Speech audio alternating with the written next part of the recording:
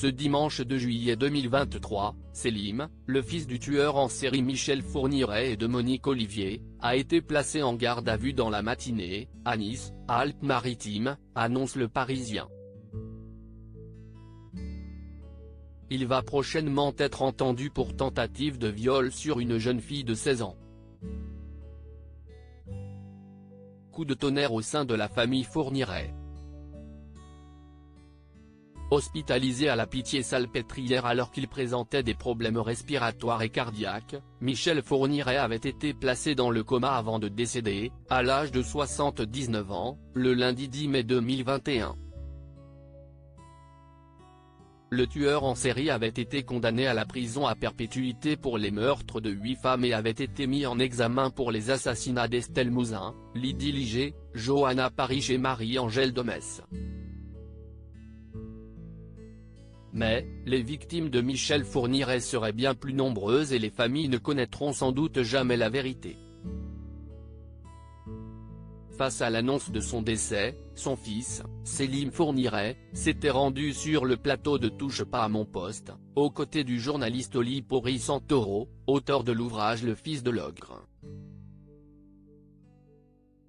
Selim Fourniret s'était dit soulagé de la mort de son père, comme, je l'espère, pour les proches et les familles des victimes reconnues, avait-il révélé, cagoulé.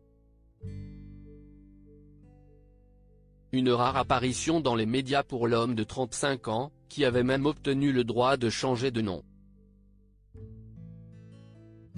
En revanche, ce dimanche 2 juillet, si est bien lui qui se retrouve au cœur d'un nouveau scandale.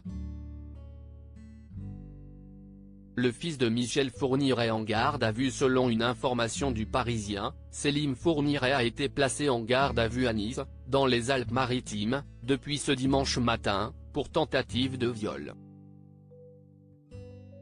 Les faits qui lui sont reprochés se seraient déroulés dans un ascenseur et la victime serait âgée de 16 ans. Il aurait tenté de l'agresser dans des circonstances qui restent encore floues, avant de prendre la fuite et d'être ensuite interpellé par des policiers de la sécurité publique.